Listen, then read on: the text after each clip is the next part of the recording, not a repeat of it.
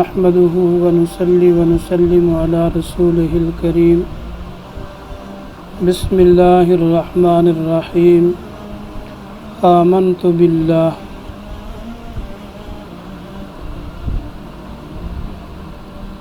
ایمان مفصل کے کلمات کی تشریح چل رہی ہے۔ پہلا لفظ آمنت، اس پر تقریباً 4 درس ہمارے ہو چکے ہیں۔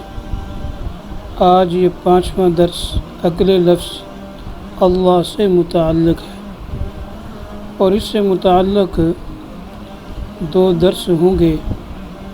اللہ سبحانہ و تعالی ہم سب کو دین کی سمجھ عطا فرمائے اور دین کے مطابق اپنے آپ کو چلانے کی ہمت اور توفیق عنایت فرمائے۔ اللہ اس ذات کو کہا جاتا ہے جس کی عبادت کی جاتی ہے، جس کی پرستش کی جاتی ہے، اس ذات کو الہ کہا جاتا ہے، اس ذات کو اللہ کہا جاتا ہے۔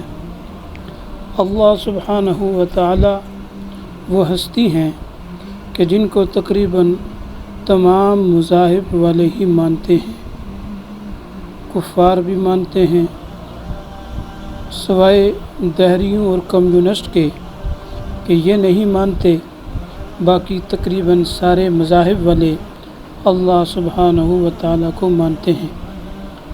ہم نے ان 2 درسوں کے اندر جو سمجھنا ہے وہ یہ سمجھنا ہے کہ ماننے میں مسلمان اور کفار دونوں اللہ کو مانتے ہیں، لیکن ماننے میں فرق ہے۔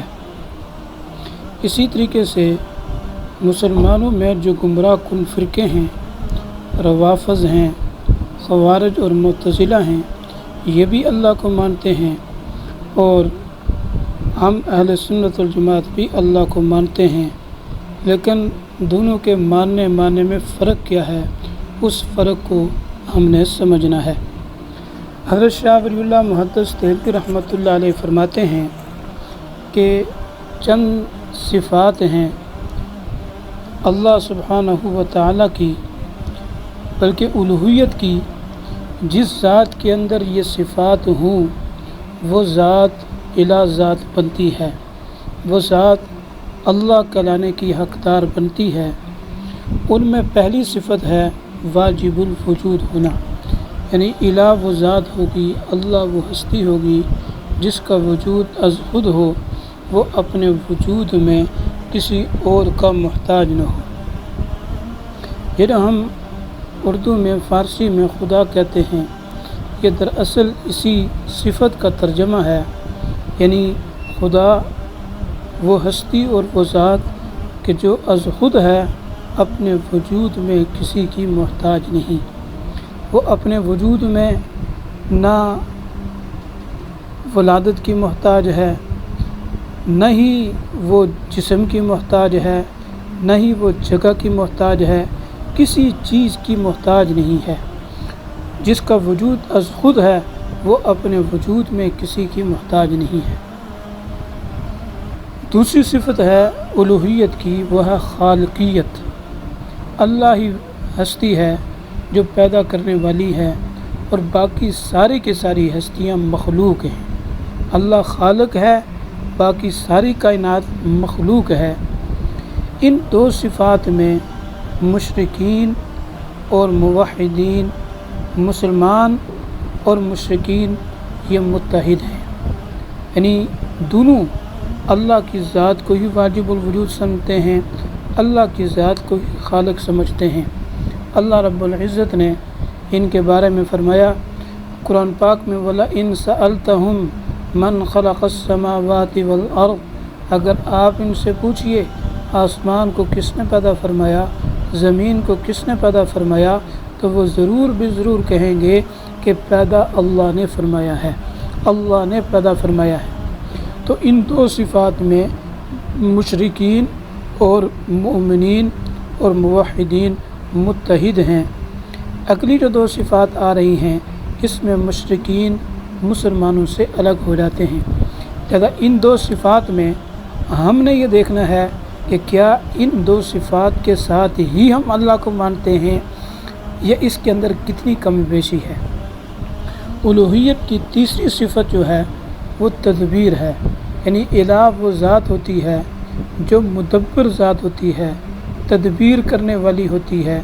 تدبیر کا مطلب کاموں کو بنانے والی ذات وہ اللہ کی ذات ہی ہے، بگاڑنے والی ذات بھی اللہ کی ذات ہی ہے، عزت دینے والی ذات بھی اللہ کی ذات ہے، ذلیل کرنے والی ذات بھی اللہ کی ذات ہے، مشکلات سے نکالنے والی ذات بھی اللہ کی ذات ہے، پریشانیوں سے نجات دلانے والی ذات بھی اللہ کی ذات ہے۔ اور مومن کا عقیدہ جو قرآن پاک میں صفت تدبیر کے حوالے سے بیان ہوا ہے وہ یوں بیان ہوا ہے، هو الذی یدبر من السماء الی الارض، اللہ وہ ذات ہے جو آسمانوں سے زمین تک ہر امر کی تدبیر کرتی ہے، ہر امر کو بنانے والی ہے۔ تو اس میں آ کر کے مشرکین اور موحدین و مومنین آپس میں الگ ہو جاتے ہیں۔ مشرکین میں جو بتوں کے پجاری ہیں وہ بتوں کو مدبر مانتے ہیں، جو آگ کے پجاری ہیں وہ آگ کو مدبر مانتے ہیں، جو سورج اور چاند کے اور ستاروں کے پجاری ہیں وہ سورج اور چاند اور ستاروں کو مدبر مانتے ہیں۔ جبکہ مومن کا عقیدہ یہ ہے کہ مدبر ذات صرف اور صرف ایک اللہ کی ذات ہے، اس کے علاوہ کوئی ہستی جو ہے وہ مدبر نہیں ہے، کاموں کو بنانے والی نہیں ہے۔ اس صفت میں آ کر کے ہم ان سے الگ ہو جاتے ہیں۔ چوتھی جو صفت ہے وہ عبودیت کی ہے۔ الہ وہ ذات ہے جس کی عبادت کی جاتی ہے، جس کی پرستش کی جاتی ہے۔ اس میں بھی آ کر کے ہم مشرکین سے الگ ہو جاتے ہیں۔ مشرکین چونکہ جو آگ کے پجاری ہیں وہ آگ کو مدبر مانتے ہیں، جب مدبر آگ ہے تو پرستش بھی وہ آگ ہی کی کرتے ہیں۔ جو بتوں کو مدبر مانتے ہیں تو وہ بتوں کی ہی عبادت کرتے ہیں، جو قبروں کو مدبر مانتے ہیں وہ قبروں کی عبادت کرتے ہیں، جو سورج اور چاند اور آگ کو مدبر مانتے ہیں وہ آگ ہی کی پوجا کرتے ہیں، آگ ہی کی جو ہے وہ پرستش کرتے ہیں۔ تو یہ دو صفات ہیں، ان دو صفات میں ہم مشرکین سے الگ ہو جاتے ہیں۔ وآخر دعوانا الحمدللہ رب العالمین۔ کل کا درس ہوگا کہ ہمارے اور یہود و نصارہ کے ماننے میں جو فرق ہے اس فرق کے حوالے سے ہوگا۔ اللہ رب العزت ہم سب کو دین کی سمجھ عطا فرمائے۔